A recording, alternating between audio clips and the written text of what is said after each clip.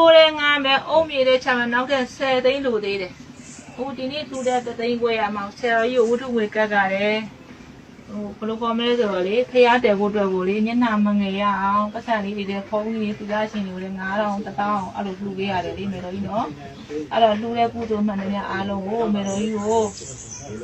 တာဖြစ်တယ်ပေါ့နော်တာတို့ဟွာဖြစ်ပါတော့မေတော်ကြီးဘာဖြစ်လဲဝင်းနေနေတာမသိပါဘူးမေတော်ကြီးဝင်းနေနေတယ်ဘာဝင်းနေနေတယ်မသိဘူးမေတော်ဘာဖြစ်လို့လဲငါတို့ဝင်းနေတာပြောဩဒါလည်းပေးတက်ကများပြီးတော့လှူတာနေတော့မေတော်ကြီးဝင်းမနေပါနဲ့တော့ဖြစ်မှာပေါ့မေတော်ကြီးတိတ်တိတကူနဲ့လောက်ပေးရပါတယ်နော်တို့လည်းစင်ပြေတဲ့လူလည်းရှိတယ်လို့အစင်မပြေတဲ့လူလည်းရှိတယ်လေနော်မေတော်နော်အဲ့တော့ဝင်းမနေပါနဲ့လို့နော်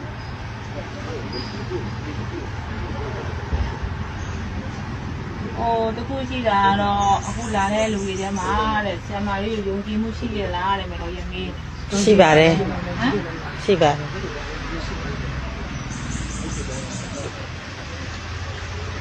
မေတော်ကြီးကလက်ပြရင်ဆရာမလေးဟိုတဲ့ဘောဂဝတီမေတော်ပေါ့နော်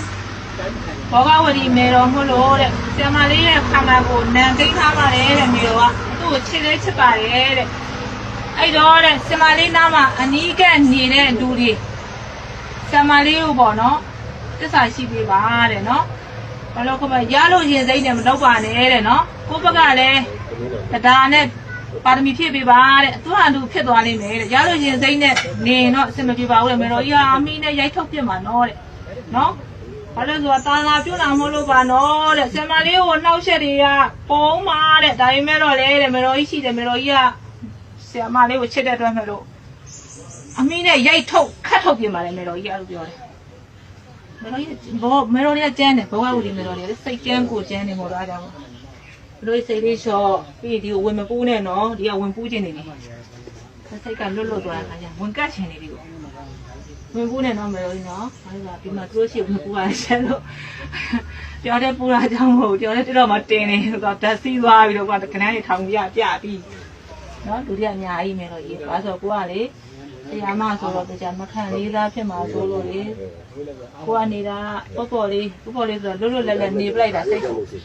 အဲ့တော့မေတော်စိတ်လေးနဲ့ထိပြီးနော်သုံးလုံးကနေနဲ့မေတော်ဒီဘက်သုံးလုံးကနေလေးလို့ကျွန်တော်ကိုယ်တိုင်ပဲမောင်းတယ်အားရအဆက်မှာတရားတယ်လို့ပြောဖို့ပေါ့နော်ဟိုလေးအပူကိစ္စတော့ထားလိုက်တော့လေးအပူကသူတို့မထူတဲ့လူတွေကတော့မေတော်ရဲ့ထားလိုက်တော့မိတာစိတ်ပေါ့သုံးနေပြောနော်သူလေးအပူကမထူတဲ့လူတွေထားလိုက်သူတို့ကိစ္စနော်